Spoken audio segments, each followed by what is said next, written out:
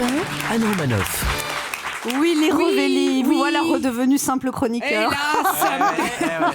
Que voulez-vous? Mais on sent quand même une... il a mis une petite cravate. Ça y est, je me la pète un peu. Très là. élégant, on dirait un banquier. Merci infiniment. Allez-y, flattez-moi. On dirait un banquier dans la finance, du Crédit Agricole. Je me disais bien que ça partait mal. Bon, ok, très bien. Anne, faites pas la maligne. Attention! Voilà, ça va, vous n'avez rien? Un attentat contre moi. Rien, ça va? Voilà, c'est la bulle Macron qui vient d'éclater, j'en ai partout. Ah là là, ça tâche, hein. Bon, bah oui, parce que pendant que madame a passé sa semaine à taquiner le gentil organisateur sur un paquebot au cours de la croisière Vieille Gloire et Célibat, c'est une croisière en Méditerranée avec que des stars du showbiz très âgées et en jachère affective. Eh bien, pendant qu'on se prélassait, Anne, votre petit protégé Emmanuel Macron, vous l'avez dit la semaine dernière, il s'est pris fessé sur fessé.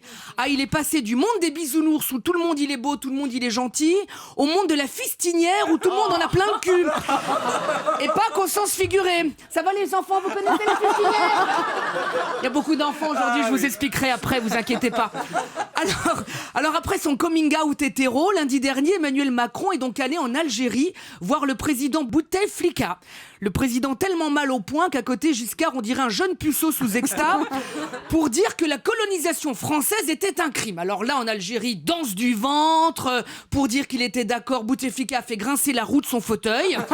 Oui, pour dire oui, il fait grincer une fois, pour dire non, il fait grincer 2 fois, voilà. C'est un code très au point, là, vraiment. Bref, c'était la fête. Macron, là-bas, en Algérie, est un héros, mais en France, la France s'étouffe. Marine Le Pen, qui est toujours mesurée, sauf quand il s'agit de payer son garde du corps aux frais du contribuable 7 000 € par mois. Faut dire que vu son gabarit du corps, il y en a à garder. Marine donc le traite de traître. Là, Macron, il se dit, ah bah non, j'ai peut-être fâché mon électeur de droite. Alors samedi à Toulon, il s'est excusé. Mais v'là-t-il pas que quelques jours plus tôt, il nous disait que le gouvernement Hollande avait humilié les participants de la manif pour tous. Oui, humilié.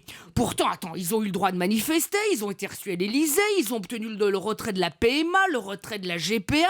C'est pas ce que j'appelle vraiment une humiliation. Et les slogans, les pédés au bûcher, Taubira tête de singe, homo égale zoophile, c'était quoi ça? Un câlin? Non, l'humiliation c'est quand tu es parmi les seuls de ta classe à pas partir en vacances. L'humiliation c'est quand tu dois choisir entre manger ou se chauffer. L'humiliation c'est quand tu te rappelles plus de la dernière fois où t'es allé au ciné ou au resto. Voilà, ça c'est de l'humiliation. Alors comme il s'est dit zut, j'ai peut-être fâché mon électeur de gauche, et ben samedi à Toulon il s'est excusé. Encore une fois, voilà. En fait le parti d'Emmanuel Macron c'est En Marche arrière, toute. Ah non, mais Emmanuel, t'es peut-être pas gay, mais qu'est-ce que tu dragues? On dirait moi, dis donc. Il te les faut tous, ma parole. On dirait un nymphomane idéologique. Un coup à droite, à gauche. Le mec, il est bi, il a beau dire non, il est bi, je le sais. Ou alors, il dit à chacun ce qu'il va entendre juste pour séduire. Tu sais, Anne, que pour m'avoir, il serait capable de me dire que je mesure 1m80. Et que Garou, à côté de moi, il fait ta fiole. Oui, mais Emmanuel, au bout d'un moment, tu sais, à force de vouloir plaire à tout le monde, on finit par plaire à plus personne et on se retrouve tout seul. Alors, du calme, Emmanuel. Du calme, inutile de câliner tout le monde. Tu sais, en mai, tu ne te présentes pas à une élection de délégué de classe.